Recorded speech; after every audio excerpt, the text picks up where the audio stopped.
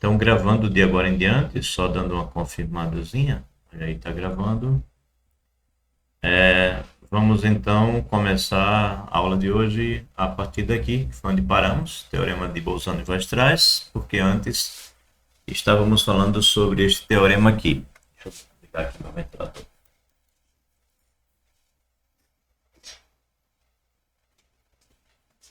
Ligar meu ventilador, que a cidade de Maceió não é muito fria, não.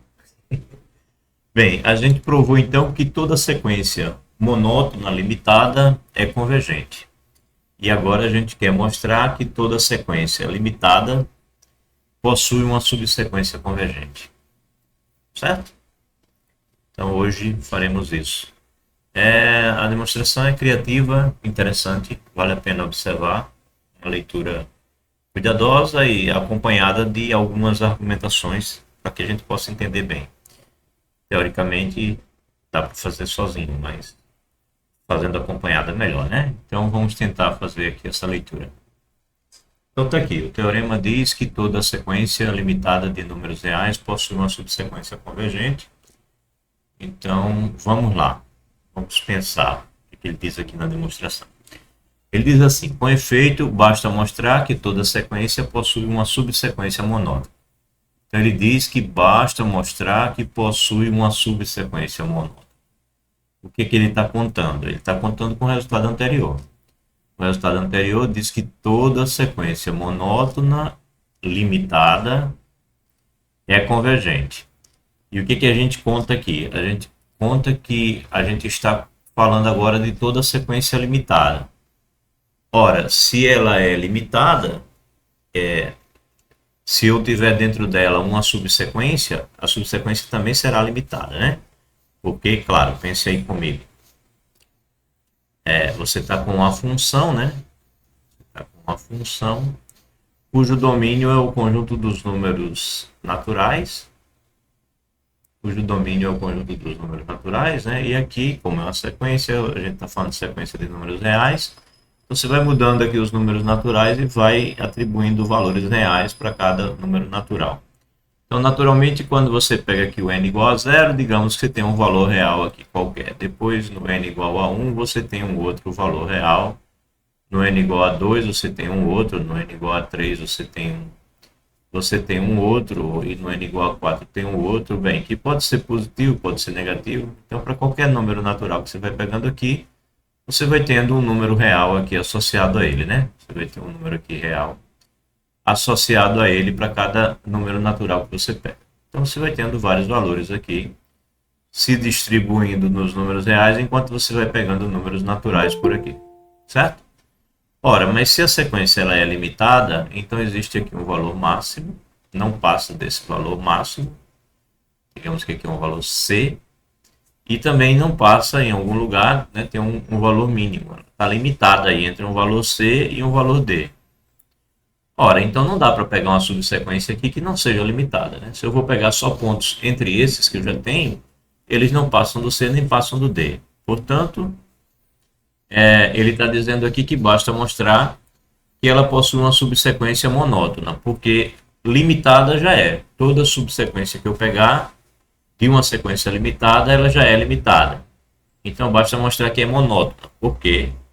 Porque se ele tiver uma sequência monótona e também já vai ser limitada, ela vai ser convergente. Então, devido a esse teorema 4, ele afirma isso, que basta que a gente mostre que ela possui uma subsequência monótona. Porque sendo monótona vai ser limitada, porque é a subsequência de uma sequência limitada, e consequentemente vai ser convergente por causa do teorema. Por isso que ele chamou de corolário.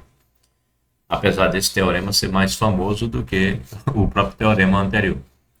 Então, diremos que um termo xn da sequência dada é destacado quando xn for maior ou igual do que o xp para todo p maior do que n. Então, ele agora deu uma definição.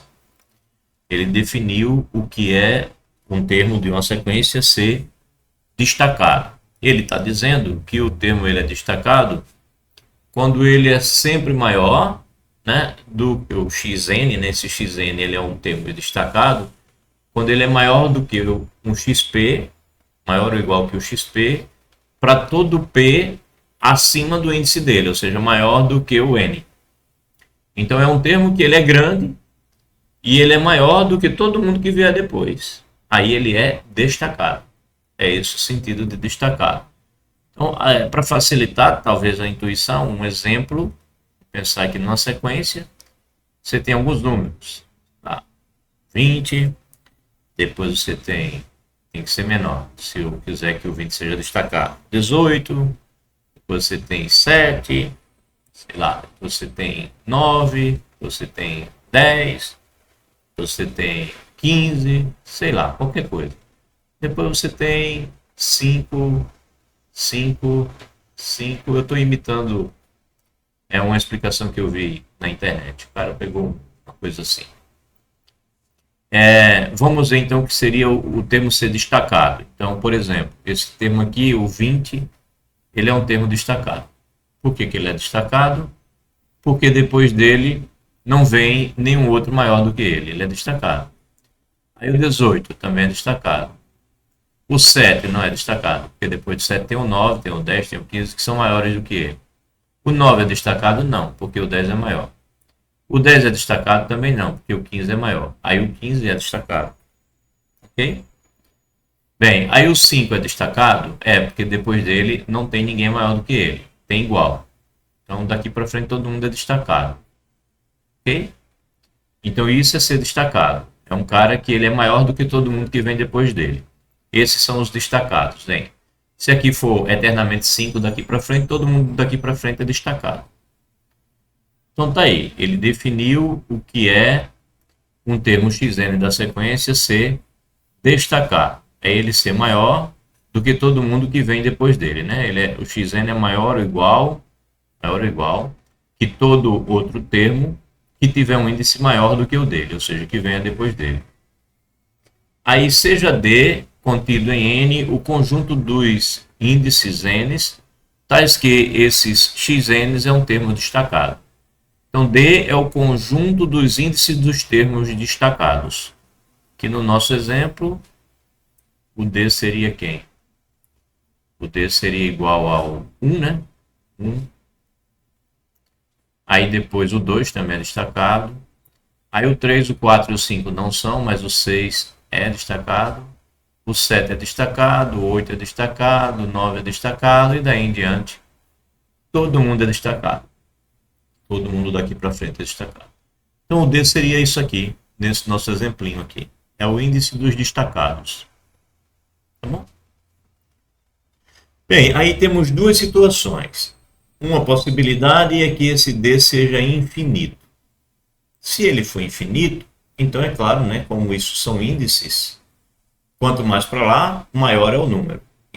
Maior é o índice, né? Porque aqui é o índice 1, índice 2, índice 3, etc.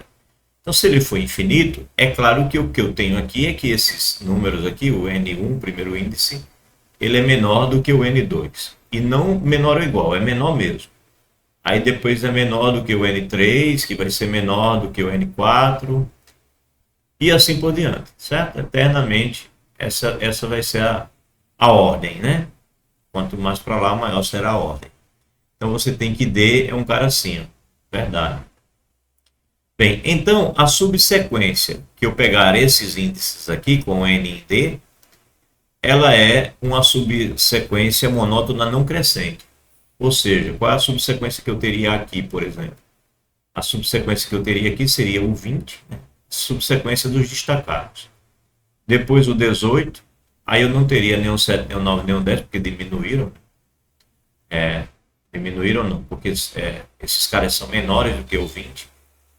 E são menores e não são destacados, né? Esse é menor do que esse é menor do que esse, então eles não são destacados, então eles não fazem parte da brincadeira. Aí o outro seria o 15, né? Aí depois veio o 5, e daí em diante ficou só o 5. Ok. Essa sequência aqui, ela é não crescente, né? Ela foi diminuindo, diminuindo e depois ficou constante. Constante. Claro, no exemplo é pequenininho, mas você pode pensar no exemplo grande. Mas foi diminuindo, diminuindo, depois ficou constante. Ou seja, a sequência que a gente obtém com esses n pertencendo a esses caras aqui, ela será uma sequência monótona não crescente. Isso vai acontecer para qualquer conjunto de destacados que você pegar. Isso sempre vai acontecer, tá certo? Você vai ter, então, uma subsequência que você consegue mostrar que ela é não crescente. Ou seja, em outras palavras, você tem uma subsequência monótona. E o que foi que eu disse aqui em cima? Que bastava mostrar que toda sequência possui uma subsequência monótona. Por quê? Porque usando o teorema anterior, você vai ter que ela é uma sequência monótona ilimitada. Portanto, ela é convergente. Ok, então acabamos de mostrar, então, né, a subsequência tal será monótona não crescente. Aí, se entretanto D for, bem, aqui é o caso dele ser infinito. O que eu estou querendo mostrar? Que ela possui uma subsequência convergente. Já mostrei. A subsequência dos destacados, ela é monótona. Como ela é monótona e ela é subsequência de uma sequência limitada, ela é monótona e limitada.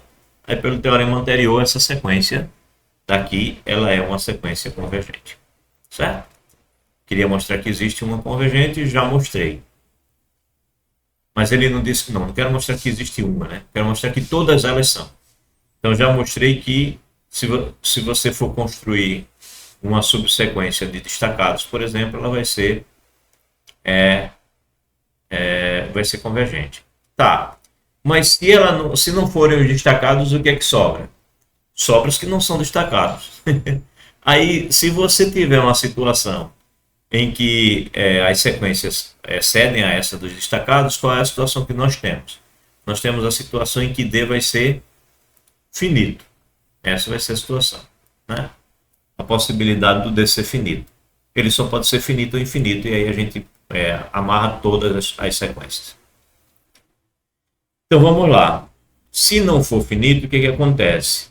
Bem, seja N1 pertencente a naturais maior do que todos os N índices de D. Então o que acontece? Suponha então que D não seja infinito assim. Então ele vai terminar.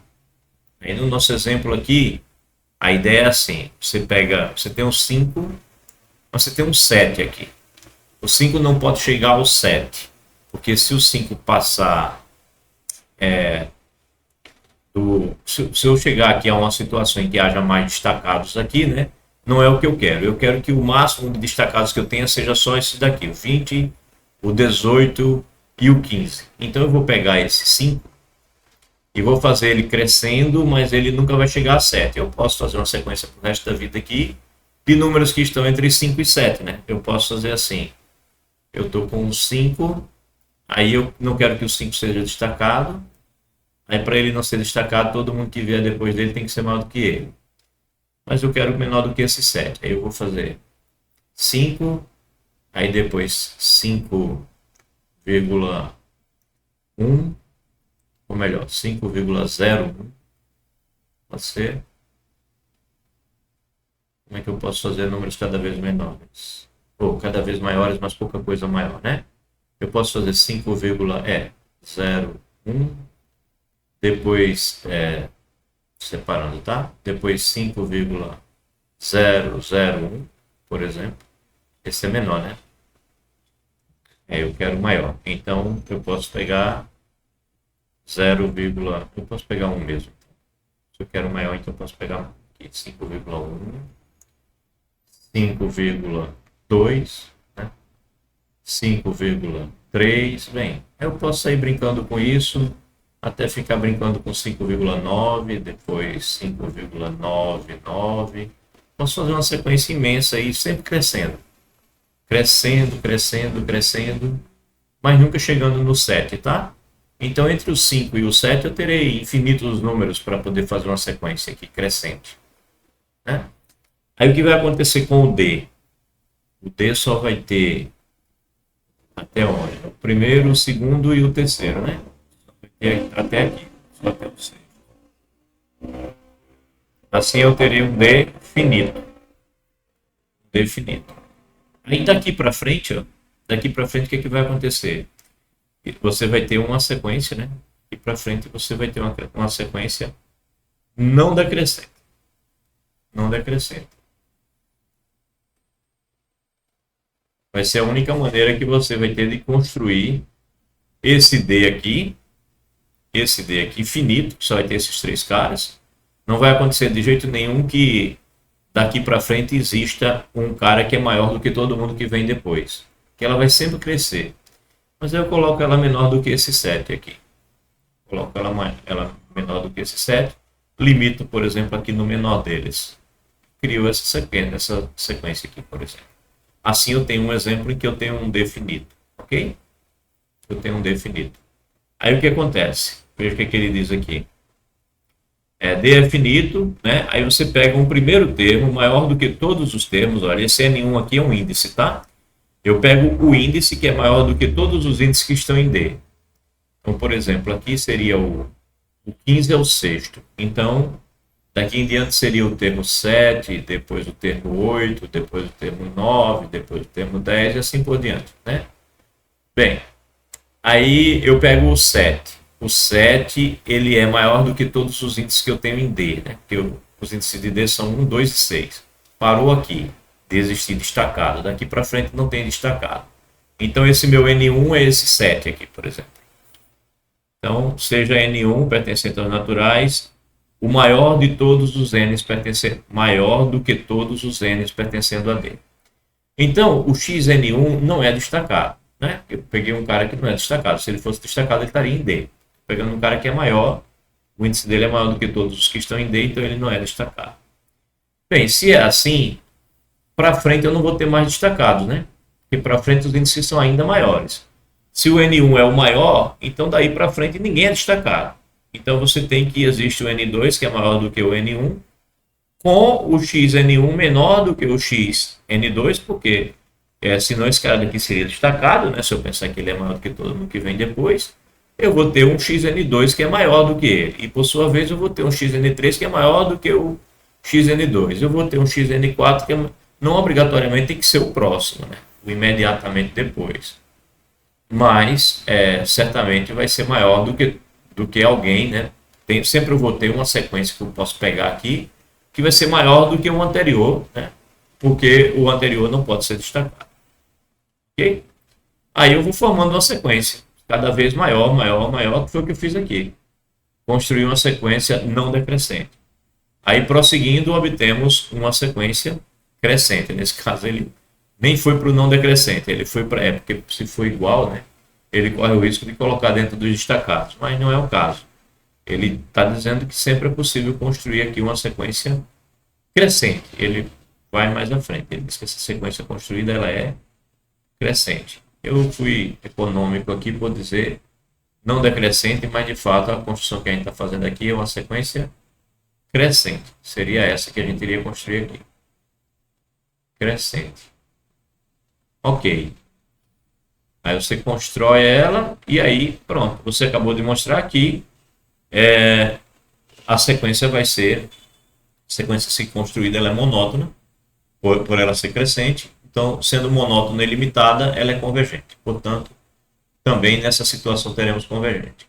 Como eu só tenho duas possibilidades, né? Ou o D é finito ou ele é infinito, então todas elas serão convergentes. Tá? Essa é a ideia da demonstração aí em questão. Alguém quer perguntar alguma coisa? Não.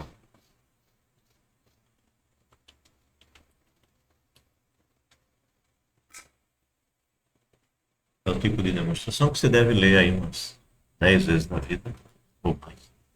Para ficar bem claro, tá? Refaça para você.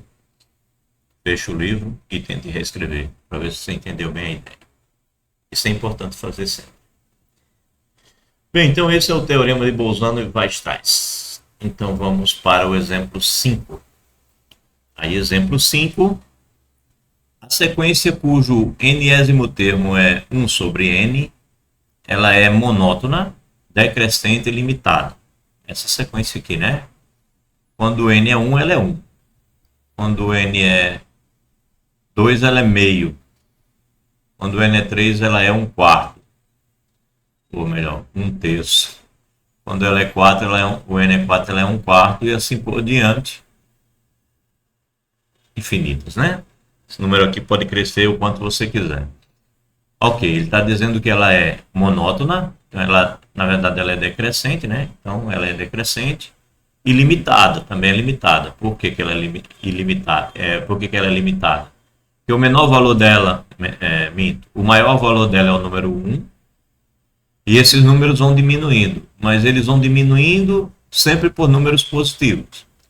Então, essa sequência ela começa aqui no um e ela vai diminuindo, mas sempre sendo números positivos, né?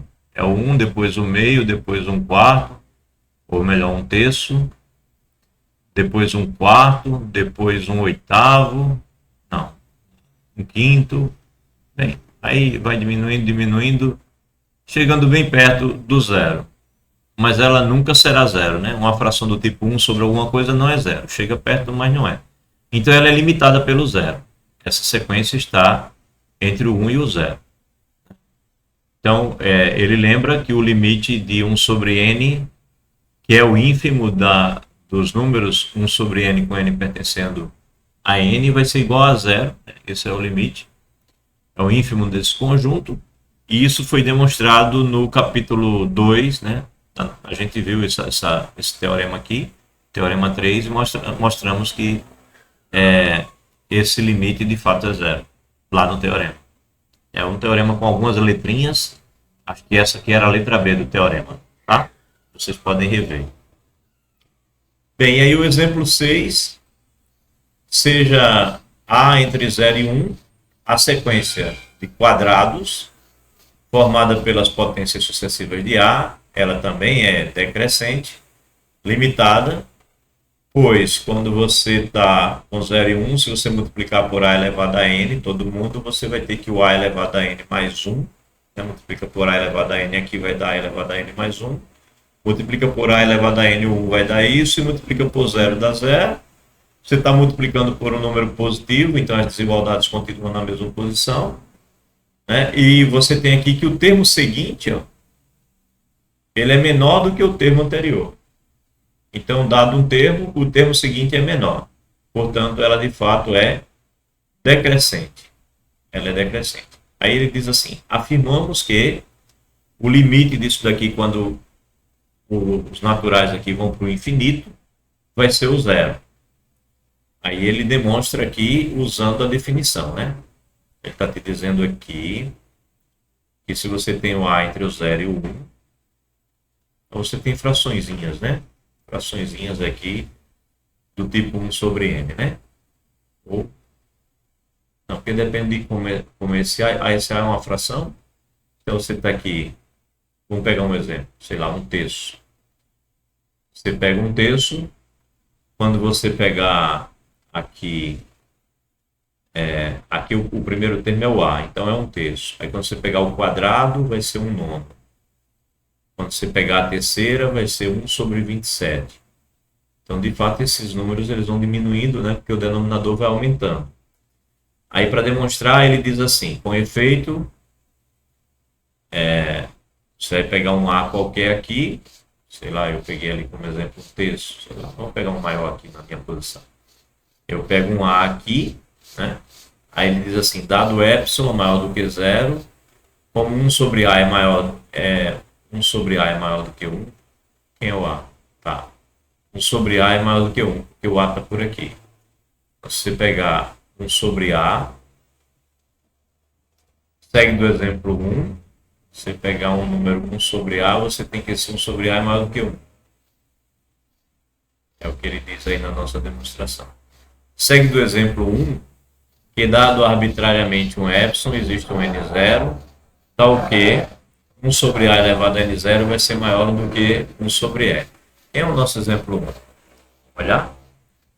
Exemplo 1. Nosso exemplo 1 é esse aqui. Ele afirmava que se você tiver maior do que 1, você tem essa sequência, ela é limitada inferiormente, ou seja, começa com A, porém não é superiormente. Ok. Aí, o que acontece? Se você tem isso, quando você inverte, quando você pega o 1 sobre A, nessa situação aqui, cadê nosso exemplo? Quando você pega o 1 sobre A, isso daqui é uma fração que está aqui entre 0 e 1, esse cara é maior do que 1.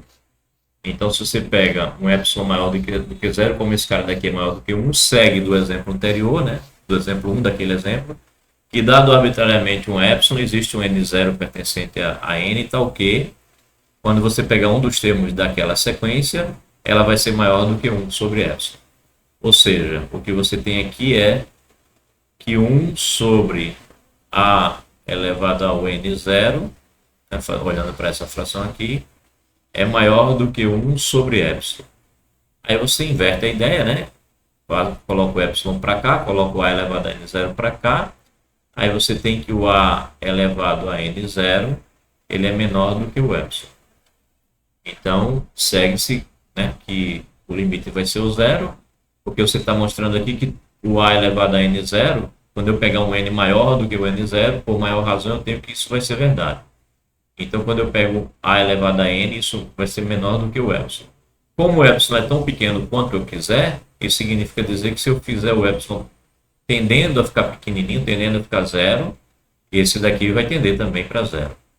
Ele é menor do que o epsilon, está limitado pelo epsilon, e o epsilon é tão pequeno quanto eu quiser. Então, eu mostro que o a elevado a n vai para zero. Ou seja, o limite do a elevado a n é o ínfimo dos a elevado a n, com n pertencendo a naturais, que é o zero, por causa dessa noção aqui. Exemplo 5, exemplo 6. Aí, limites e desigualdades. Bem, esses exemplos eles devem ser tomados por vocês como ideias, né? Como fonte de ideias para vocês resolverem os exercícios. Então, quando vocês forem resolver os exercícios, olham no enunciado o que ele pede que tenha a ver, né? Que seja parecido com o que está sendo pedido no exercício. Né? Compare os exemplos com os exercícios, os teoremas com os exercícios, e tentem buscar nos exercícios e nas demonstrações dos teoremas as ideias para resolver os exercícios.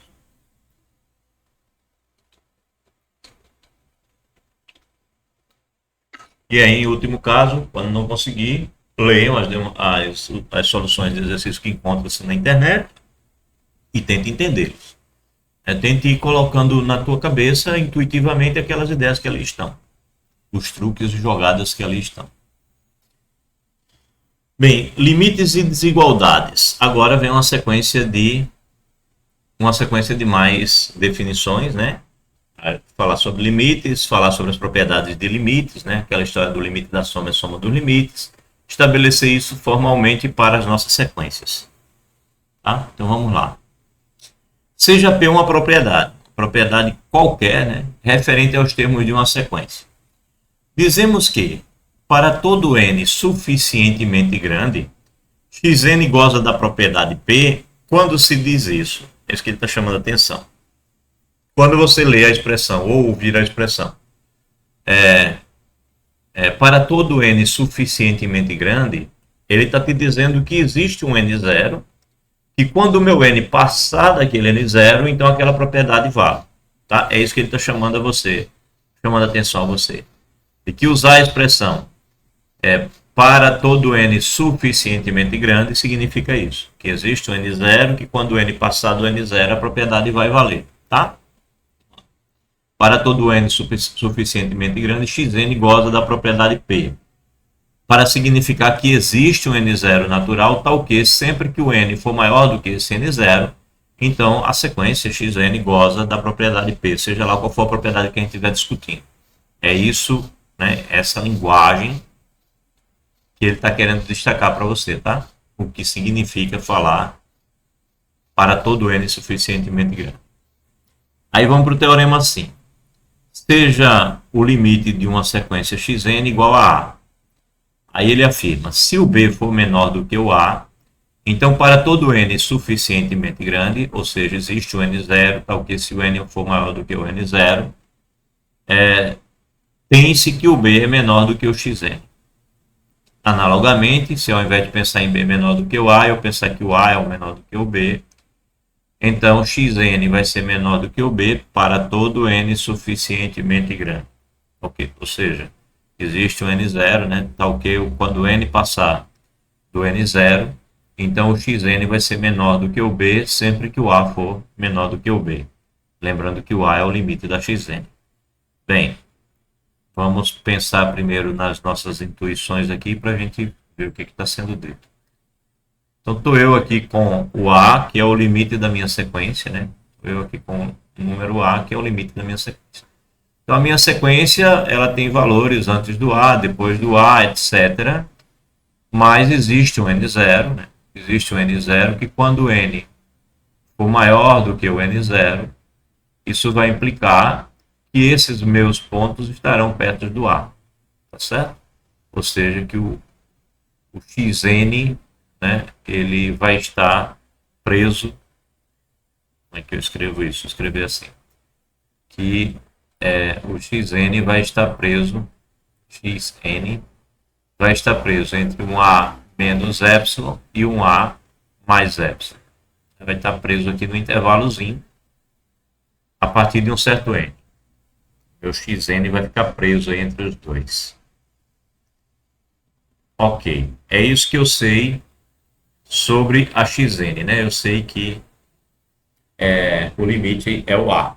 Aí a primeira situação dele é a situação em que o b é menor do que o a. Então ele está te dizendo que o b está por aqui.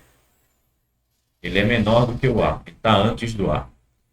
Então, para n suficientemente grande, ou seja, existe um momento em que o n passa o n0, né? Existe um n0, onde o n passa o n0, e aí os xn's começam a ficar por aqui, ó, mais perto do a. Então, consequentemente, o nosso xn ele fica maior do que o b. O nosso xn fica maior do que o b. Ah, e na situação em que o b for maior? Na situação em que o b for maior do que o a, então vai haver um momento em que os xn's ficam aqui perto do a. Portanto, os xn's ficam menores do que o b. Então, se o b é menor do que o a, acontece isso, do xn se aproximar do a, de tal forma que o xn fica maior do que o b. E se o b for maior do que o a, os xn vão se aproximando do a de tal forma que o xn fica menor do que o b. É essa a nossa intuição. Aí vamos olhar a demonstração dele, que é basicamente usar a instrução,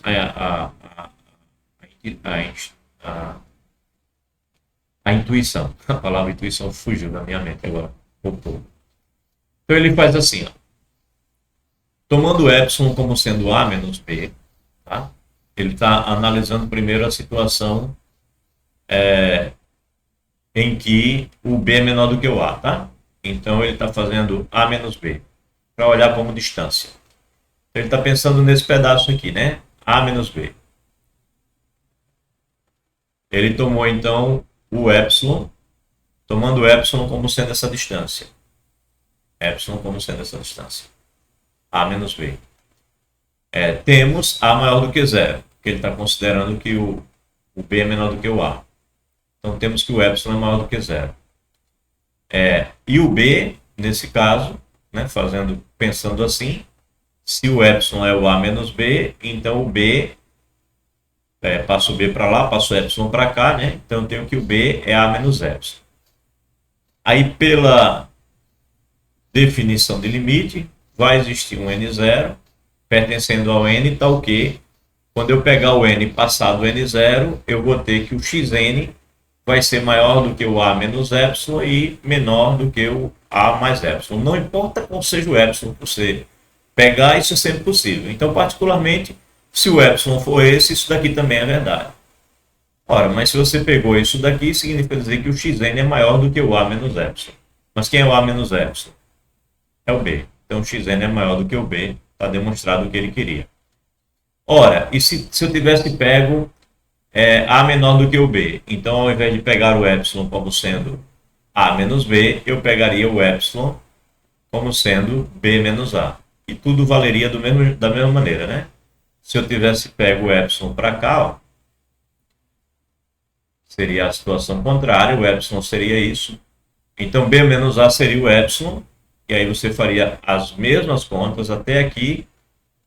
Se o b menos a é o epsilon, b menos a foi igual ao epsilon, aí quem é o b? O b é igual a mais epsilon.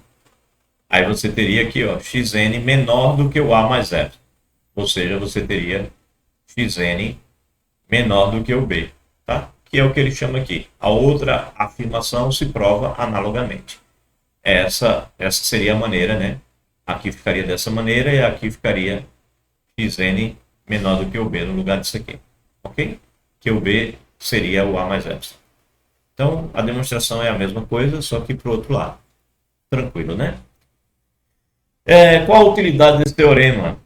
Esse teorema está te dizendo que se você conhece um limite, né, e você conhece um número maior do que o limite ou um número menor do que o limite, então você sabe que se você conhecer um número maior do que o limite, vai existir termos da sequência que vai estar menor do que ele.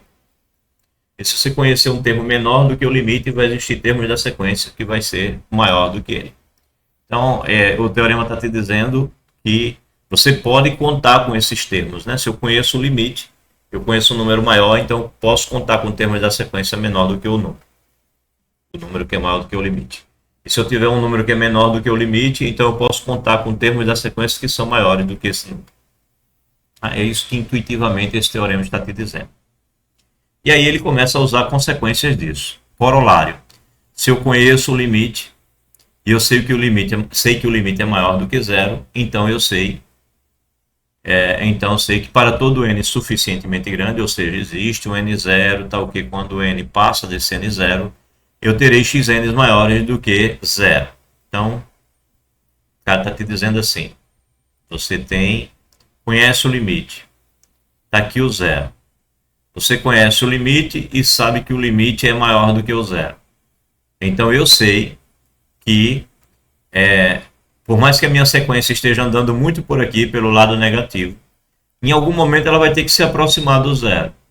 Então existe um n0, né, em que o xn0 pode até estar antes aqui do zero, mas vai existir um xn, né, maior do que esse xn0 aqui, que vai estar se aproximando aqui do A. Portanto, existem termos da sequência que são positivos. Você conhece que um limite, ele sabe que ele é positivo, então você sabe que existem termos da sequência que são positivos. Analogamente, se o A que você estiver pensando for do lado negativo, então você está aqui com uma sequência, está aqui o zero, está aqui o zero, e você sabe que o limite dessa sequência é um número negativo. Então você sabe que existem termos da sequência que estarão se aproximando do A. Consequentemente, você sabe que existirão termos da sequência, algum xn que vai estar por aqui, à esquerda do zero, para se aproximar do A. Consequentemente, existirão termos negativos nessa sequência. Ok?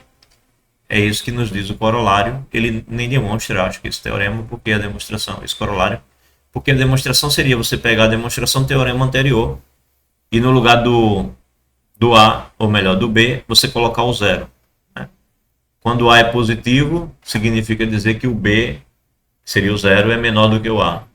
E quando o A é negativo, significaria que o B, que é igual a zero, é maior do que o A. Tá? Então, é isso. Essa é a noção do corolário. Ele nem demonstrou porque a demonstração é a mesma do teorema. Já esse outro corolário, corolário 2, aí esse ele demonstrou.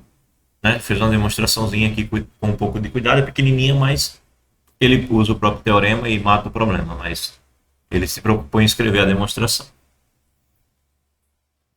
Alguém quer fazer alguma pergunta, alguma coisa? Porque a análise é linda, né?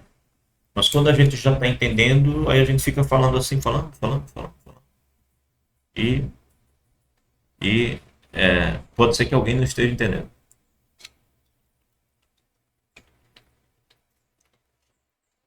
Eu paro para beber uma água e ouvir se de repente alguém quer acusar o golpe, né? Eita, se eu não entendi. Falem, pelo amor de Deus. Se tiverem com problemas, falem. Ó, vamos chegar no bonito teorema do sanduíche daqui a pouco. Vocês devem ter brincado muito com o teorema do sanduíche no cálculo 1. E no 2, no 3, sei lá. No 4. Sempre tem um teorema do sanduíche, de vez em quando ele aparece. Só que aqui no caso teria que ser no 1, porque a gente está falando reta real, apenas a reta real, né? Então cabe mais para funções de RR. Então vamos lá. Sejam A o limite da xn e B é o limite da yn. Aí você sabe que a xn ela é menor ou igual que a yn para todo n suficientemente grande. Aí ele diz, então o A tem que ser menor ou igual que o B. Vixe. Então vamos lá. Você está com a situação assim, ó. Você tem uma sequência de xn's e esses xn's eles são sempre menores do que os yns. Então quando eu pego o x1 ele está à esquerda do y1. Aí quando eu pego o x2, ele pode estar, o x2 pode estar até aqui, não importa. Mas aí o y2 estará à frente dele, né? Então, a partir de um certo valor, a partir de um n maior do que um dado n0, as x, todas as xn's estarão menores do que as yns, tá? As xn's, a partir de um n maior ou igual que um certo n0, as xn's dão sempre resultados menores do que as yns, né? As xn's são sempre menores ou iguais que as yns para um n maior ou igual que um n0, ou seja, um n suficientemente grande. Ora, mas aí se isso é verdade para todo n maior ou igual que o n0, e essa daqui estiver convergindo para algum lugar, se ela estiver convergindo, digamos, para um certo valor A, enquanto que essa daqui está convergindo para um certo valor B, não pode acontecer, né, se essa afirmação de que os yn são sempre maiores do que os xn's para todo n maior ou igual que o n0, e essa está indo para o B e essa está indo para o A, não pode acontecer do A passar a ser maior do que o B, né? O A vai ser menor do que o B, ou no máximo igual, né? De repente elas estão convergindo para o mesmo lugar. Então, o A ele é menor ou igual do que o B. Essa é a nossa intuição. Aí ele diz assim, em particular, se o xn é menor ou igual que o B, para todo n suficientemente grande, então o limite do xn é menor ou igual do que o B. Então, se você esquece a y, pensa só na x, tem um certo B, e você garante que os xn são menores ou iguais do que o B, então ele não tem como convergir para alguém maior do que o B. Ele vai ter que convergir sempre para alguém menor ou igual que o B. Então o limite é limitado por esse B, né, nessa situação aqui. Ele diz que esse é um caso particular, onde você ignora a yn como sendo uma sequência com múltiplos termos e pensa na sequência yn como sendo apenas o B. É uma sequência constante, só com o B. Então você teria essa segunda afirmação dele, caso particular. Bem, então vamos lá, demonstração dele. Com efeito, se o B é menor do que o A, né, lembre-se que isso é um corolário, tá? Se o B, aqui o caso do B é menor do que o A. Ah, então ele está, não, minto. Ele está fazendo por contradição. Ele está dizendo assim, com efeito, se o B é menor do que o A, ou seja, o que ele está falando? Ele está falando que, de repente, a minha sequência, yn, de alguma forma, ela convergiu para um B, né? A minha yn convergiu para um B, e esse B é menor do que o A. Ela convergiu para um cara que é menor do que o A, né? Então, se o B é menor do que o A, então tomaríamos C pertencendo a R no meio. Se o B for menor do que o A, então eu posso pegar um termo aqui no meio. Um termo C que está aqui no meio. B, C e o A. Certo? Tomaria um B, um C no meio. E teríamos pelo teorema 5, ou seja, pelo teorema que nós estamos estudando agora, que é o que nos deu o corolário, o que ele diz? Ele diz que se você tiver menor do que o parâmetro suficientemente grande, temos que a sequência fica maior, né? Então, pelo teorema 5, o yn vai ser menor do que o C e o xn vai ser maior do que o C. Ou seja, pelo teorema 5, nessa situação, se o limite da x é se aproximando aqui do A, né? Deixa eu fazer isso grande. Você está numa situação assim. Você tem um C, né? Garantiu que existe um C, se o B for menor do que o A. Você garantiu que existe um C. Aqui vai estar o B e aqui vai estar o A. Mas o A é o limite da X. Então existem X se aproximando aqui do A. Portanto, você tem XNs maiores do que o C.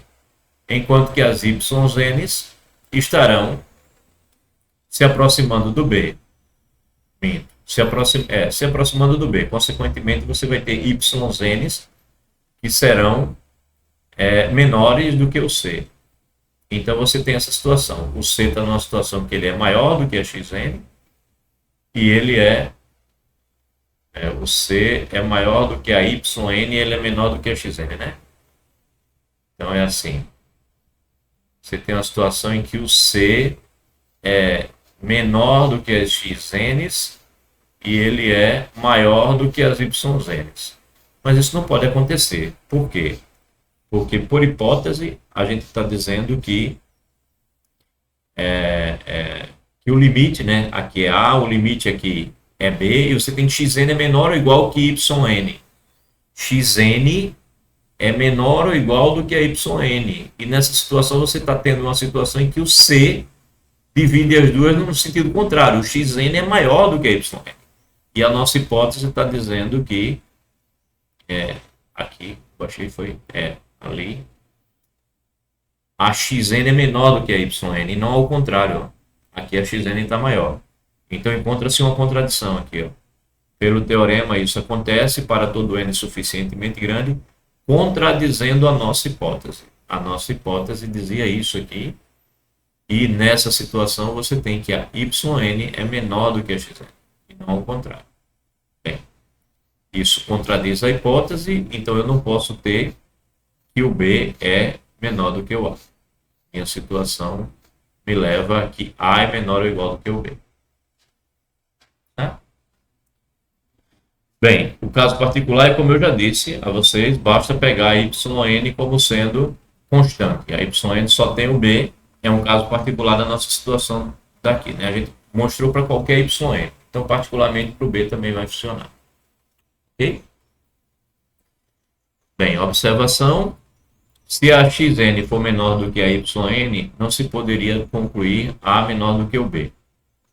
Basta tomar xn igual a zero, yn igual a 1 sobre n. Né? Se a xn ela é menor do que a yn, ou seja, estritamente menor, você não garante a possibilidade de ser igual, aí não se poderia concluir que o A é menor do que o B. Aí ele vai dar um exemplo. Ele diz que se a xn for sempre o zero, e a yn, né? A xn é a constante zero. E a yn ele pegou agora a xn como sendo só o zero. Constante. Zero. E ele pegou a yn que vai se aproximando do zero. Né? Ela nunca vai ser zero. Tá? Nunca vai ser zero. Mas se aproxima do zero. Então, essa é uma situação em que você tem uma yn que se aproxima do zero, mas não vai ser zero, e você tem uma xn que é exatamente igual a zero. Então, vale você falar do menor ou igual aqui, porque se você não colocar o menor ou igual, você não poderia concluir A menor do que B, porque existem situações em que você tem A menor do que B, mesmo sob essa circunstância, em que o limite é o A e o outro limite é o B, né? Mas valendo a igualdade. Você tem que colocar a igualdade, você não pode excluir para não excluir essa situação. Os limites são iguais, mesmo o A não sendo B. Tá? Bem, vamos lá. Não, minto. O A e o B são iguais, minto, para dizer corretamente. O A e o B são iguais, mesmo nunca sendo a YN sendo igual ao B. Tá? Pronto, corrigi o que eu disse. Bem, aí, teorema do sanduíche. Por enquanto foi o corolário, aí vamos para o teorema do sanduíche especificamente. Alguém quer fazer alguma pergunta? Mais um tempinho, mais uma aguinha.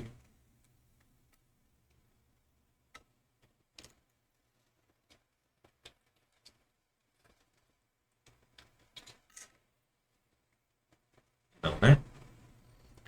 Então, teorema do sanduíche, o famoso teorema do sanduíche. Se você tem que o limite da xn e o da yn vai ser igual, né? Vão ser iguais.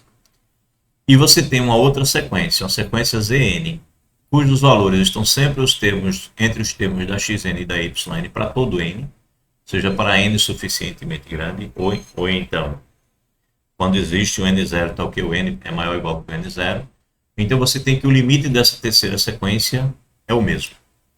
Intuitivamente, você tem uma sequência, ou melhor, duas sequências, que acontece o seguinte. Você tem um valor A, eu não sei por onde estão andando os termos da sequência Y, nem por onde estão andando os termos da sequência X. Mas eu sei que o limite dessas sequências é o A. Eles estão se aproximando do A, da sequência Y, da sequência X. E o que eu sei é o seguinte, quando eu pego aqui o X1, e eu pego aqui o Y1, eu sei que o Z1 estará entre o X1 e o Y1. Aí eu pego aqui, digamos, o Y2, mais à frente do que o Y1. E aí eu digo, por exemplo, que o X2 está aqui. Não importa. O que eu sei é que o Z2 estará entre o X2 e o Y2. Ou seja, todo Zn que eu pegar, ele será menor ou igual que o Yn e será maior ou igual que o Xn. Né? Todo Zn está preso entre os dois.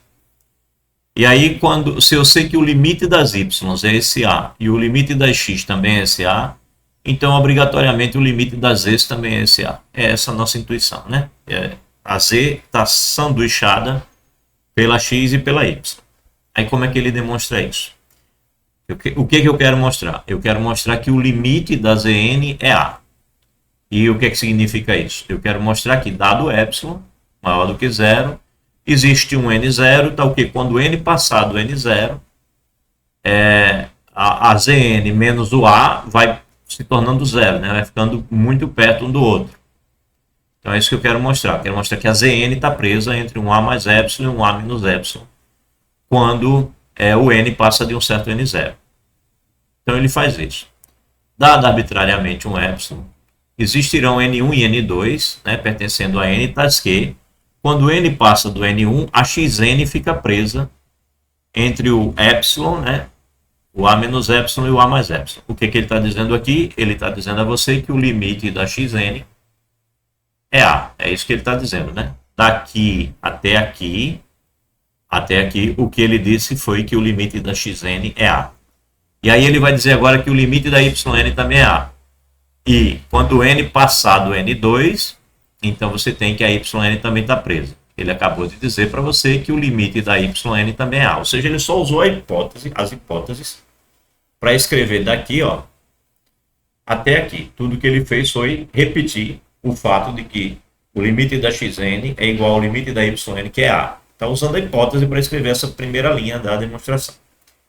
Essa primeira frase. Aí o que ele faz? Bem, nem N1 nem N2. Eu preciso de um N0, né, para poder falar desse limite aqui. Quem é o N0? Ele pega o maior dos dois, né? Se quando eu passar do N1 eu tenho que o Xn está perto do A, pode ser que o Yn ainda não esteja. Porque o N1 pode ser menor do que o N2. Mas quando o Xn, né, o N do Xn, passar do N2, que é maior do que o N1, suponha, né?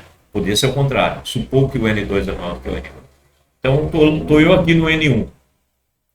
Quando eu passar com o meu N maior do que o N1, já vale que a Xn está perto do A. E quando passar do N2, supondo que o N2 é ainda maior, quando o N passar do N2, tanto vai valer que a Xn está perto do A, como vai valer que a Yn também está, porque importa o maior, né? O maior dará a condição. Então eu pego o N0 como sendo o maior dos dois. Pego o maior entre o N1 e o N2.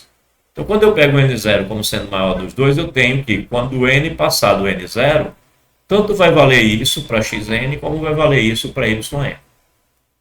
Certo?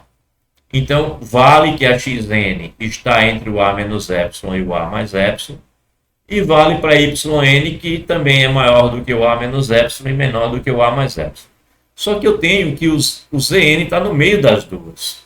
Então, concluo que o Zn fica preso entre o a menos epsilon e o a mais epsilon também, né? Já que ele está preso entre esses dois.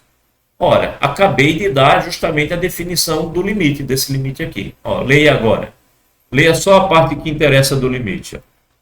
Dado epsilon maior do que zero, existe um n0, tal que quando n passar do n0, a nossa Zn estará entre a menos epsilon e a mais epsilon. O que isso significa? Significa dizer que a Zn pertence a esse intervalo. Logo, vale que o limite é A. Okay? Essa é a demonstração clássica do teorema do sanduíche.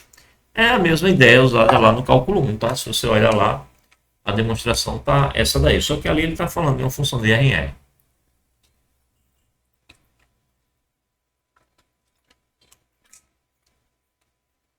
Aqui ele se preocupou em falar na linguagem de sequências.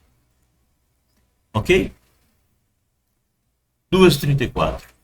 É até 3h10. Tem bastante tempo. Vou falar mais um bocado de coisa. Ok, teorema do sanduíche visto.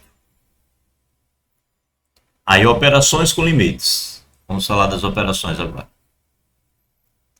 É muito assunto, não é? Mas é necessário. Vamos lá.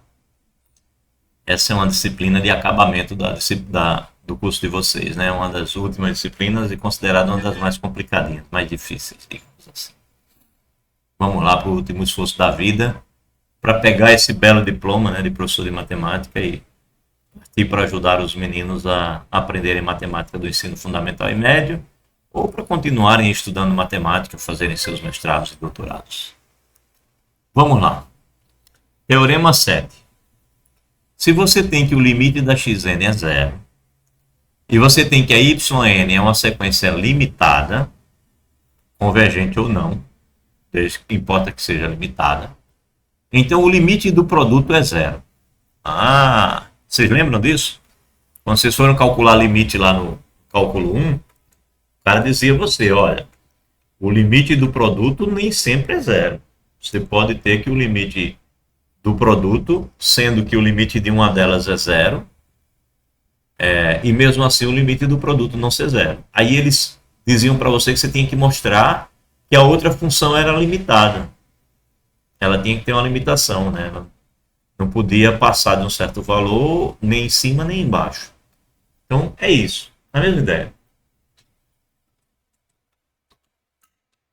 Se um é zero e a outra não for limitada, você não pode garantir nada, tá? Então, se você quiser calcular o limite de um produto, né, se o limite da f de x é A e o limite da g de x é B, o limite da f vezes a g, né, f de x vezes g de x, não obrigatoriamente é A vezes B, no caso em que um deles seja zero. Você tinha que dizer lá na época que elas eram funções que não eram nulas, né? Não eram funções nulas. Se fosse a função nula, você não podia garantir que o limite era zero. Podia dar problema. E a exigência para que fosse zero era justamente que a outra função fosse limitada. Então tá aí, ó. É a mesma situação que nós temos agora. Aí veja como é que ele demonstra. Bem, primeira parte aqui é a definição. Ele está dizendo que a yn é limitada. O que significa ser limitada? Que existe um c maior do que zero, tal que a yn não é nem maior nem menor. Quer dizer, ela é menor do que o c, menor ou igual do que o c, e ela é pelo menos maior ou igual que o menos c. Então, quando ele diz isso aí, tá? Ele está te dizendo que a nossa yn, né? Lembre-se, a gente olha assim, né? Isso é uma função dos números naturais nos números reais. Isso é uma função, é uma sequência, né? O que a gente está chamando de sequência. Se ela for limitada, ela não passa do valor c, E como ele colocou um módulo ali, ela também não pode ser menor do que o valor menos c, tá? Então, a nossa yn ela fica presa por aqui. Ela vai dando valores aqui entre o c e o menos c. Para cada número natural que eu pegar aqui, ela me dá um valor real preso aqui entre o c e o menos c. Então, o que ele está fazendo aqui é única e exclusivamente usando o fato de que yn é uma sequência limitada, tá? Para essa primeira frase. Aí, dado arbitrariamente epsilon maior do que zero, existe um n0, tal que quando n passar do n0, o módulo da xn é menor do que epsilon sobre c. Bem, por que ele usou epsilon sobre c? Porque, veja, é dado qualquer epsilon. Eu poderia já ter dito assim, dado epsilon sobre o que eu quisesse, no caso c, eu estou apresentando c como sendo um número maior do que um módulo, então c é maior do que zero. Então, eu já estou pensando, eu posso falar no epsilon sobre c porque eu estou pensando em c diferente de zero.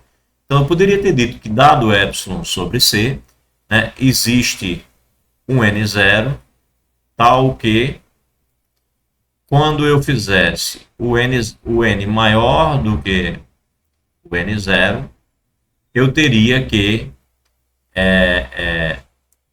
qual é o limite mesmo? O limite é zero, né? Eu teria que o zero, que é o limite da minha xn, estaria assim, né?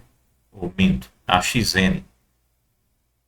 Se o limite é isso, então a xn estaria preso entre o zero menos epsilon e o zero mais epsilon, né? Para usar formalmente a nossa definição. Ou seja, eu posso afirmar que a xn é menor ou igual do que o epsilon e maior ou igual do que o menos epsilon. Aí como é que ele traduz essa ideia? Ele traduz essa ideia dizendo isso. Quando n passar do n0, o módulo da xn é menor do que o epsilon sobre c. No meu caso aqui, ao invés de dar epsilon, estou dando epsilon sobre c. Então aqui epsilon sobre c, menos epsilon sobre c, epsilon sobre c. Poderia já ter dito isso direto, ao invés de dizer epsilon sobre c. Mas ele disse assim, dado epsilon, existe um n0 tal que isso aconteça. Porque como o epsilon é dado, eu posso pensar no epsilon como sendo ele mesmo, eu posso pensar no menor ainda, não importa. Se você me deu o epsilon, eu posso considerar, ao invés do epsilon, pegar um menor ainda. Porque se eu mostro que vale para um menor ainda, por maior razão vai valer para esse epsilon grande que você me deu. Você me deu um epsilon grande, eu dividi ele por c, ele ficou menor ainda, mas vai continuar valendo porque o limite de fato é zero. É zero. É o que eu estou usando aqui na definição. Está preso aqui entre esses dois. É o mesmo que dizer isso aqui. Então ele poderia ter escrito assim, dado arbitrariamente epsilon sobre c, e isso daqui valeria do mesmo jeito. Mas ele preferiu escrever dado epsilon maior do que zero. Bem, então, quando você pegar o n maior do que o n0, esse mesmo n maior do que esse n0, o que acontece? Quando você olhar para o módulo do produto, né, xn vezes yn, você sabe que o módulo do produto é o produto dos módulos, isso é uma propriedade de módulo, vale sempre. Aí isso vai ser menor do que o quê? Ora, esse cara daqui, o xn, né, o módulo do xn, ele é menor do que o epsilon sobre c, que é esse aqui, menor do que o epsilon sobre c. E o do yn, o módulo do yn, ele é menor do que o c. Então, quando eu pego o produto dos dois, módulo do xn vezes o módulo do yn, eu tenho que isso é menor. Bem, esse primeiro fator é menor do que isso. Então, é menor do que isso. E esse segundo fator é menor do que esse c. Então, se esse é menor que esse e esse é menor do que esse, então o produto dos dois é menor do que esse produto. Só que esse produto dá epsilon. Então é por isso que ele escreve assim, epsilon sobre c, para que no final da escrita dele apareça aqui o epsilon. Vezes c aparece o epsilon. Então isso significa o quê? Significa dizer que o limite desse produto é zero. Eu posso fazer esse epsilon tão pequeno quanto eu quiser, né? E aí isso daqui, por exemplo, poderia significar dizer que o xn vezes o yn, né? Dizer que isso é menor do que o epsilon é a mesma coisa que dizer que isso é menor ou igual que o zero mais epsilon e maior ou igual que o zero menos epsilon. Ou seja, significa dizer que esse produto está preso no intervalo entre menos epsilon e epsilon. Ou, em outras palavras, como eu posso diminuir tanto quanto eu quiser esse epsilon, isso daqui vai tender a zero. Até olhando para o teorema de sanduíche. Se o epsilon eu fizer ele ir para zero e esse daqui eu fizer ir para zero também, né? Se eu faço epsilon para zero, então obrigatoriamente isso aqui vai também para zero. Está escrito aqui. Ok. Teorema é o teorema que mostra a propriedade do limite do produto, certo? Limite do produto como produto dos limites ali. Onde você tiver um zero e o outro limitado, então vai dar zero. Ok. Exemplo 7. Aí no exemplo 7, ele pegou essa sequência, 1 sobre n, que nós já mostramos que tem como limite zero. Aí ele pegou uma outra sequência que é o seno do n. Ora, o seno é um cara preso entre o menos 1 e o 1. Então você tem que a xn tem limite zero e a yn é limitada. Né? Então estamos numa situação dessa. A xn é zero e a yn é limitada. Então qual é o limite do produto? É o limite desse produto aqui, seno de n vezes 1 sobre n. Né? Seno de n vezes 1 sobre n, produto dessas duas, né? 1 sobre n vezes seno de n é isso aqui. Isso é zero. Resultado clássico lá do cálculo 1, né? Logo quando você começa a estudar limites, uma das primeiras coisas que é dito lá é que o limite do seno de n sobre n, quando n vai para zero, é zero. Né?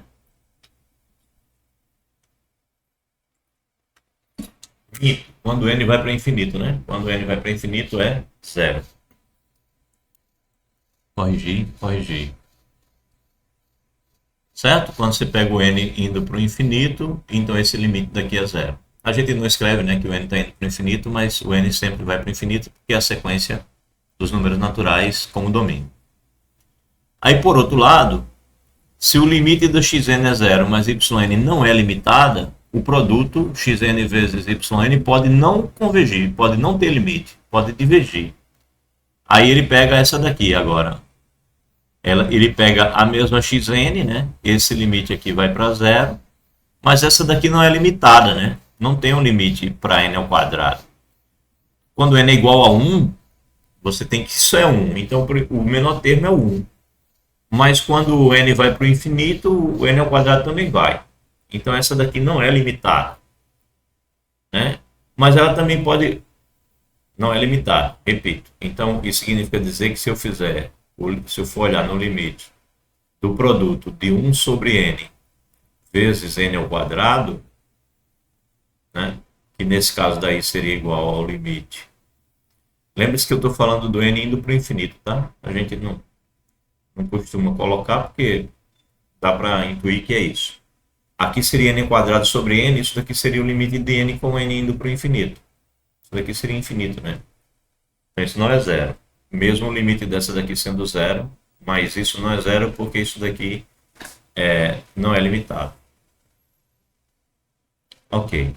Agora, ou convergir para um valor qualquer. Aí ele pegou aqui xn como sendo de novo essa e o yn como sendo essa. E nesse caso, você vai estar com o limite de quem? De 1 sobre n vezes c vezes n. Ou seja, nesse caso, você vai estar com o limite. Isso daqui é o limite. Bem, cancelo n com n, né? Vai ficar c. Limite de c, que é c. Então, converge para um valor c, que não é zero, né? Você pode pegar um c diferente de zero aqui. Mesmo você sabendo que o limite dessa é zero, mas essa daqui não é limitada. Como ela não é limitada, o limite aqui em questão é c. Né? Aí ele afirma aqui, para uso posterior, observemos que, segundo resulta diretamente da definição de limite, tem-se que o limite de xn será, né? Quando a gente afirma que o limite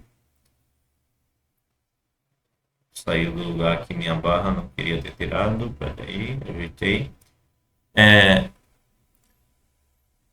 Só uma observação final, tá? Ele está dizendo aqui que se eu disser isso é a mesma coisa que dizer isso aqui, né? Ou seja, passo A para lá, digamos assim, né?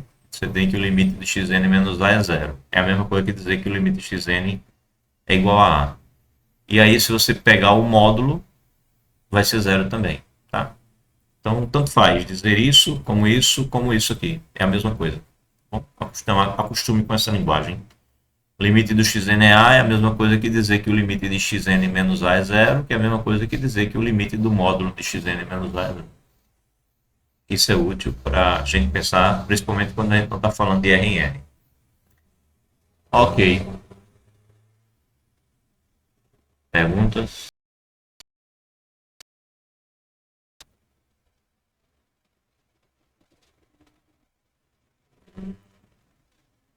Caiu minha conexão. Deixa eu voltar aqui. Tentar restabelecer minha conexão.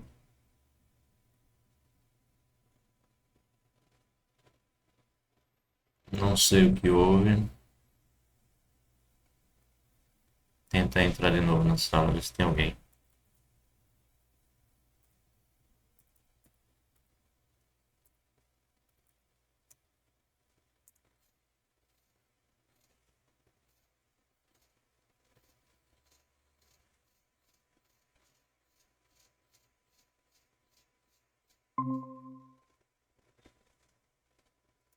Não sei exatamente por quanto tempo, mas continuei dando aula sem perceber que a conexão tinha caído.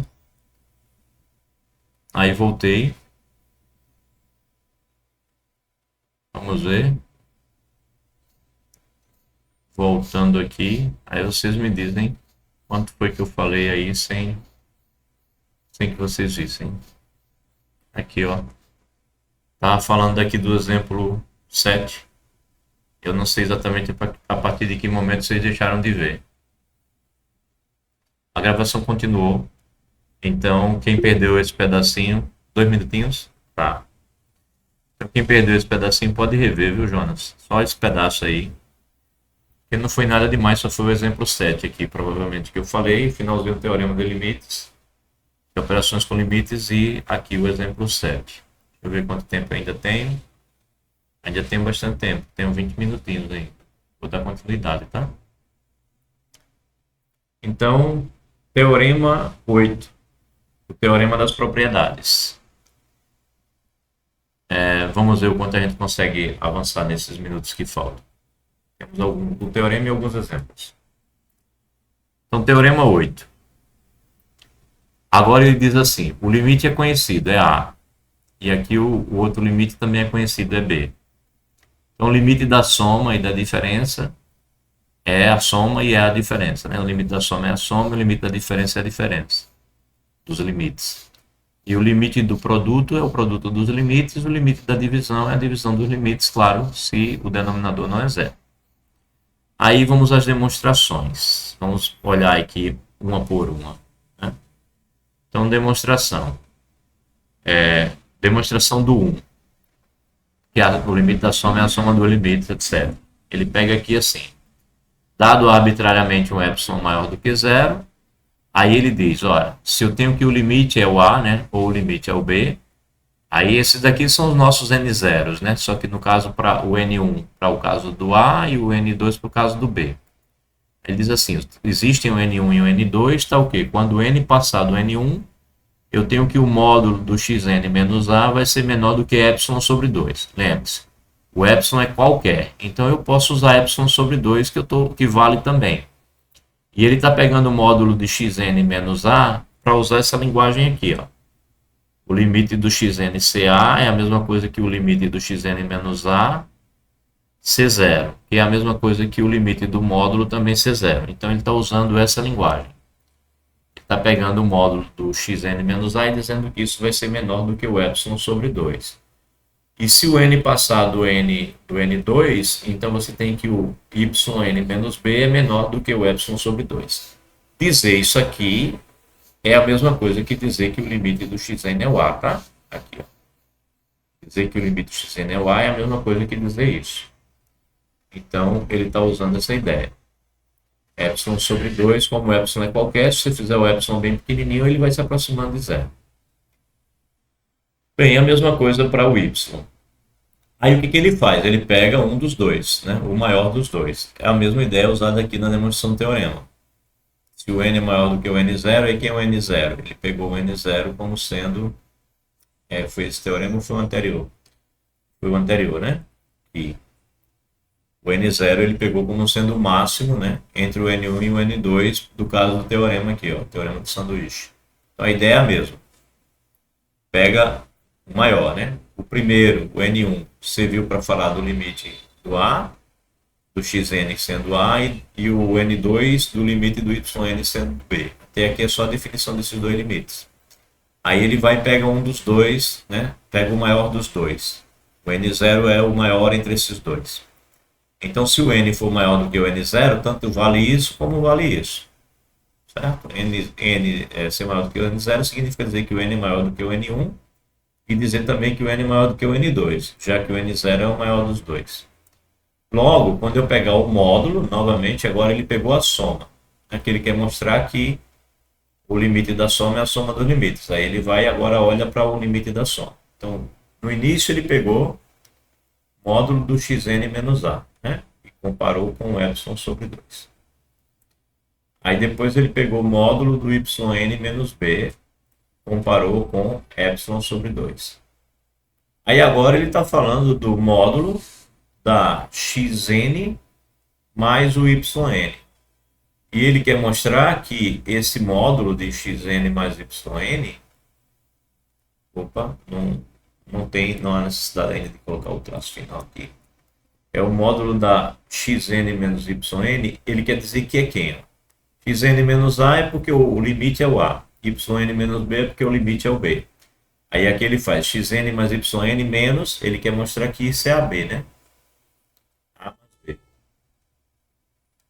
Aí ele vai manipular isso aqui. O que ele faz? Ele reorganiza. Ele escreve esse módulo como sendo esse menos o primeiro, xn menos a, mais esse menos o segundo, yn menos b. Porque quando ele faz isso, quando ele escreve esse módulo dessa maneira, ele pode usar isso e pode usar isso. Xn menos a e yn menos b. Aí ele usa a desigualdade triangular, né? A desigualdade triangular diz que o módulo de a mais b ele é menor ou igual que o módulo de a mais o módulo de b. Então, se você chamar isso daqui de a mais b, então isso você pode afirmar que é menor. Você pode afirmar que é menor. Né? Se isso daqui é a mais b, isso é menor ou igual que o módulo do xn menos a mais o módulo do yn menos b. Você pode separar assim. Foi o que ele fez aqui. Ó. O módulo dessa soma é menor ou igual que o módulo dessa parte mais o módulo dessa parte. Só que essa parte você já disse que essa parte é menor do que epsilon sobre 2. Então isso é menor do que epsilon sobre 2. E essa parte você também disse que era menor do que epsilon sobre 2. Então essa soma é menor do que essa soma. E essa soma é epsilon. O que ele fez aqui, ó. Menor ou igual que essa, mais essa, que é essa soma, e essa soma é epsilon. Conclusão, pelo que foi dito aqui, ó, se o limite do módulo de alguma coisa menos a é igual a zero, isso significa dizer que o limite do xn é igual a a.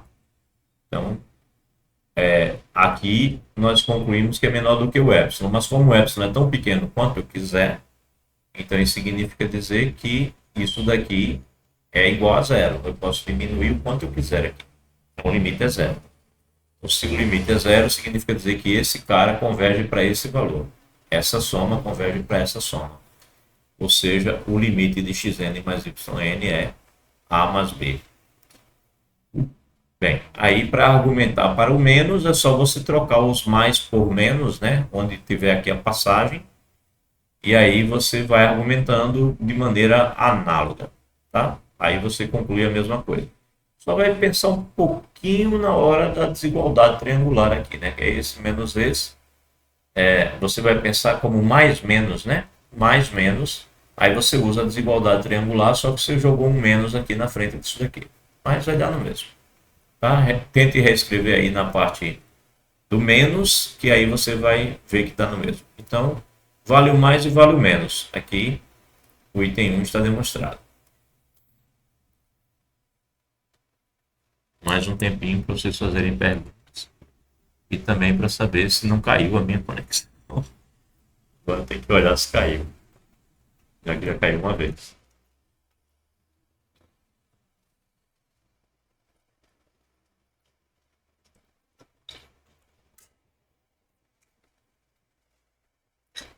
Vamos lá. Item 2.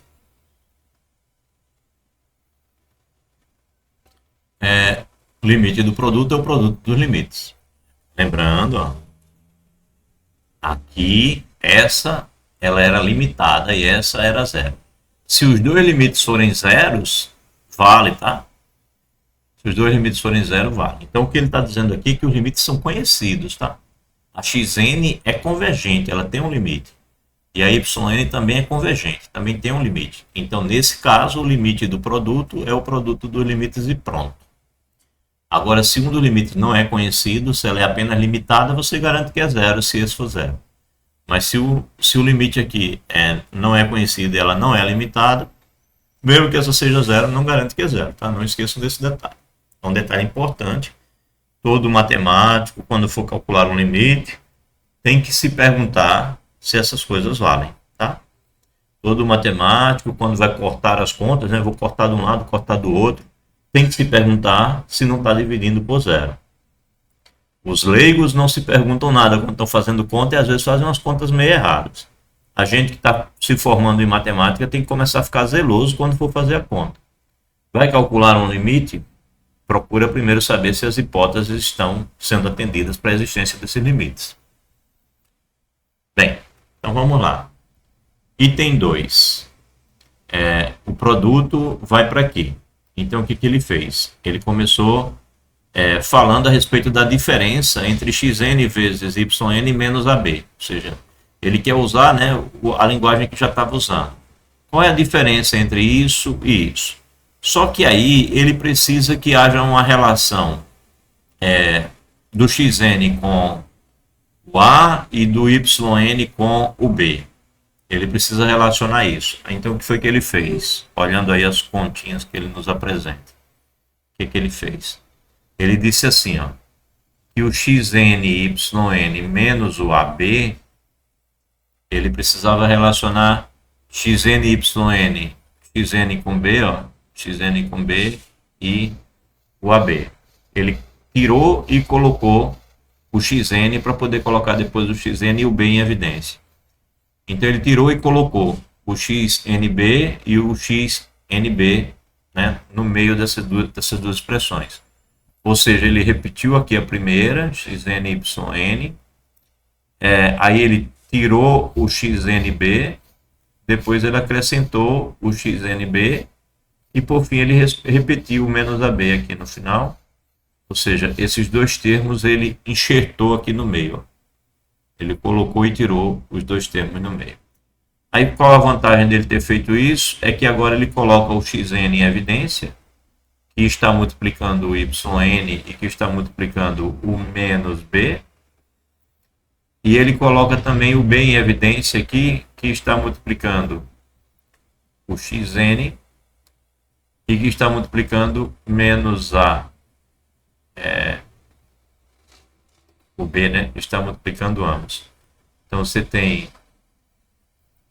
aqui xnyn, está aqui, xn menos b, está aqui, aí aqui você tem xn mais xnb, está aqui, e você tem menos ba, ok? Pois bem, Então é verdade, ele consegue escrever isso daqui. Aí agora ele pode olhar o teorema 3. Ele pode olhar o teorema 3 e pensar assim: ora, xn é limitada, né? Na verdade, ele está usando. Bem, xn é uma função convergente. Se xn é uma função convergente, né, particularmente ela é limitada. É o que deve dizer o nosso teorema 3. Vamos olhar para ele. Teorema 3. Toda sequência convergente é limitada. É isso que ela está dizendo, tá?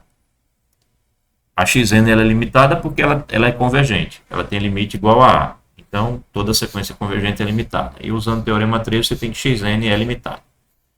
Além disso, você tem que o limite da yn menos b, bem, o limite da yn é o b. Então, ele pode afirmar que o limite da yn menos b e o da xn menos a, ambos são zero, né? Porque o limite da yn é b e o limite da xn é a. Certo? Bem, aí segue do teorema 7. Teorema 7. Esse nosso teorema aqui, que afirma que se um é limitado e a outra é zero, então o produto é zero. Aí ele vai usar ele. Ele segue do teorema 7 que ele vai olhar para a xn como sendo limitada e vai olhar para a yn como convergindo para b. Então segue do teorema 7 e da parte 1 que o limite dessa diferença é igual, o limite dessa diferença, que é essa primeira parte aqui, né? O limite disso daqui é igual ao limite da última parte, de xn, yn, b, mais xn menos a vezes b, né? Ele repete aqui, ó, o limite da primeira parte, o limite da primeira parte da esquerda dessa igualdade que eu fiz aqui, ó, o limite da esquerda dessa igualdade é igual ao limite da direita dessa igualdade. Essa igualdade que está aqui em cima. Ok, aí o que se conclui? Vamos ver. Se isso tudo é zero, e né? Porque aí você tem que o limite, que a xn ela é limitada e a yn tem limite zero, na verdade, não. Vamos escrever isso com calma. O que ele concluiu aqui foi assim: limite de xn, yn menos ab, né? Que é esse lado aqui da desigualdade, é igual ao limite de quem? De xn que multiplica yn menos b. Pronto, escrevendo acho que fica melhor. Mais, né, o limite de xn menos a multiplicado por b. Esse limite aqui. Ok. Aí qual é a conclusão? Xn é limitada, né? E yn menos b, o limite disso daqui é zero. Então você tem aqui limite, né, da xn vezes o limite da yn menos b, sendo que esse limite aqui é zero. Não importa esse porque ela é limitada. Certo? Aí mais o limite da xn menos a, que é zero, vezes o limite do número b aqui. Aí não importa, esse daqui é limitado, né? É constante, então é limitado. Essa é limitada e esse daqui é zero. Então, conclusão, limitada vezes zero, zero vezes limitada, esse limite é zero. Esse limite ser zero significa dizer que o limite de AN de XN YN é igual a B. Tá? Você conclui. Se esse limite é zero, então esse limite, isso daqui converge para isso daqui. Que era o que ele queria demonstrar. Ok. Meio mundo de manobra, mas tá aí, tá feito. trabalhoso, né? As ideias são rebuscadas e tal. Quando você tem tempo, você pode pensar bastante para fazer, acaba saindo. Nem sempre sai, principalmente se você está fazendo prova. Se estiver nervoso, às vezes está um trabalho.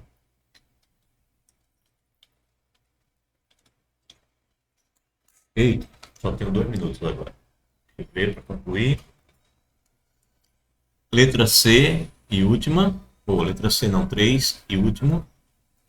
O limite do quociente é esse também. Então, como é que ele faz? Ele olha de novo para a diferença, né? Ele pega o quociente, xn sobre yn, e aí ele subtrai aquilo que ele quer mostrar que é o limite, a sobre b. E aí, novamente, ele faz uma brincadeirinha. Na verdade, ele soma, né? Ele simplesmente soma como qualquer fração.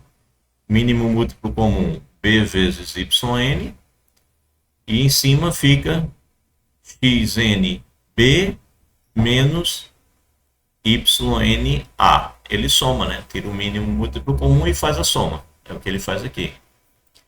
Aí ele diz assim, como o limite dessa diferença vai ser igual a AB menos BA, o limite da diferença, essa diferença que está aqui em cima, né? O limite dessa diferença, ele vai ser o quê? Limite de xnb menos YNA. Como é um limite de uma diferença, isso é uma diferença de limites pelo item 1. Então, isso é xn vezes o limite de b, xn porque é limitada, né, limite de b. Então, aqui o limite da xn foi dado como sendo a, o limite de b é o próprio b. Tá? E aí, menos o limite da yn vezes o limite de a. Né? Então, vai dar menos, o limite da yn é b e o limite de a é a. Ok? Então, por isso que dá AB menos BA. E AB menos BA é zero, né? Porque é comutativo, são números reais. Então, é zero. Então, como esse limite é zero, você conclui que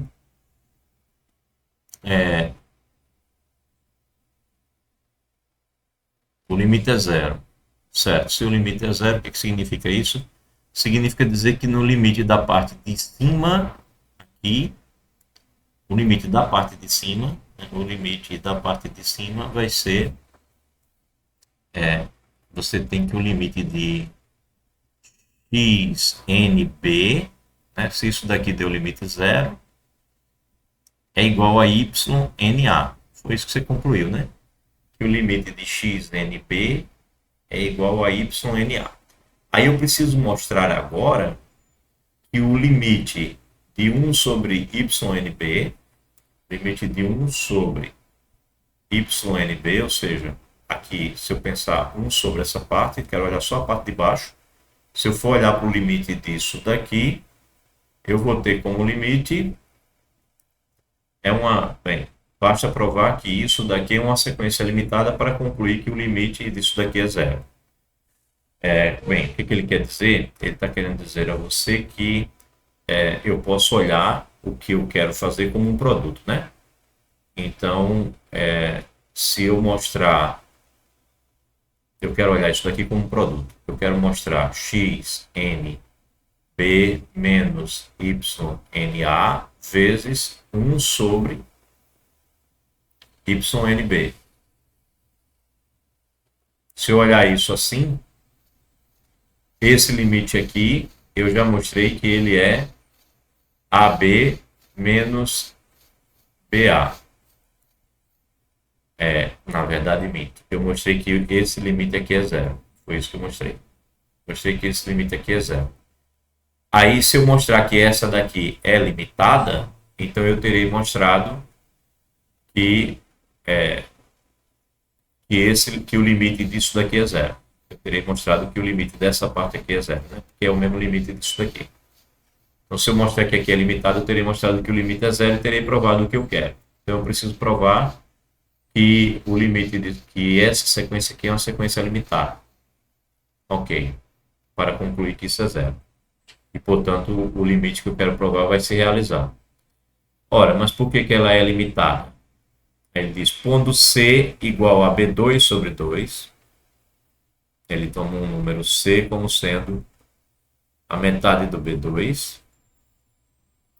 Temos que o C vai ser um cara menor do que o B2, maior do que o zero e menor do que o B2. Bem, quem é o meu B?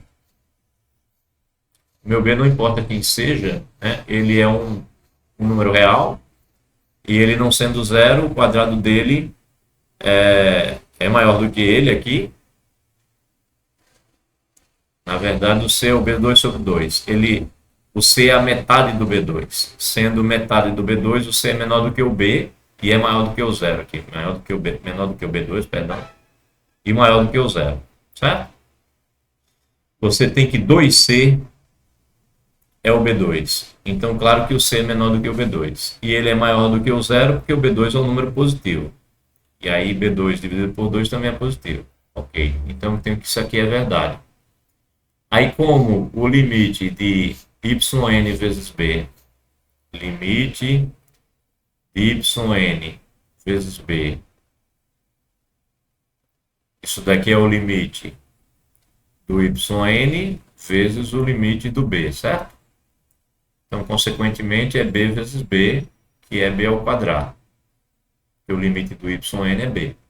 Então, como isso daqui acontece, segue-se do teorema 5,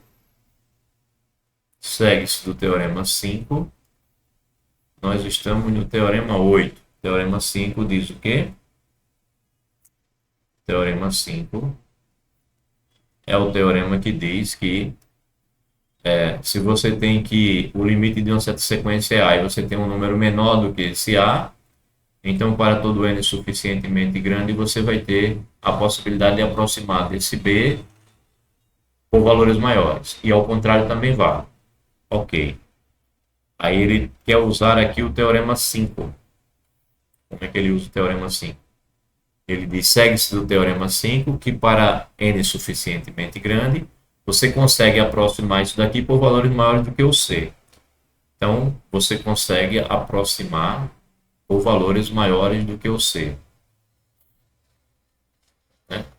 Pense que isso daqui, essa sequência, ela tem valores maiores do que o C para n suficientemente grande. Porque você tem essa situação aqui, né? Que é, no caso, o nosso limite desse daqui, ó, B vezes B. Esse cara daqui é o limite, e aí o limite é maior do que o C, então, consequentemente, você consegue isso daqui maior do que o C. E, portanto, quem é o C? O C é B2 sobre 2. Você chegou a essa conclusão. Que B2 sobre 2, que é o C, B2 sobre 2, sua conclusão foi essa aqui. É menor do que YNB. É menor do que YNB. Certo? Bem, aí pega o inverso. Pega o inverso. Se você pegar o inverso, você tem que 1 sobre o YNB, ele é menor do que 2 sobre B2, né? Porque se esse daqui é menor do que esse, e a gente está tratando de números positivos, então quando você inverte esse, a desigualdade muda de posição, certo? Então, isso é verdade, 1 sobre YNB é menor do que 2 sobre B2. E 2 sobre B2, por sua vez, é menor do que 1 sobre C, porque você tem que C é menor do que B2. Se o C é menor do que B2, quando eu faço essa divisão, isso ainda é menor. Então você conclui que esse cara daqui, de fato, é menor do que esse. Então você concluiu que isso é limitado, certo? Essa sequência, ela é limitada. E era o que você queria fazer. Você precisava mostrar que essa sequência é uma sequência limitada. Porque sendo limitada, você vai concluir que esse limite é o A sobre B. De novo, um monte de malabarismo, mas chega-se a uma conclusão. Tá? Prova-se o que queria. Bem, passei demais, 8 minutos. Vamos parar a nossa gravação.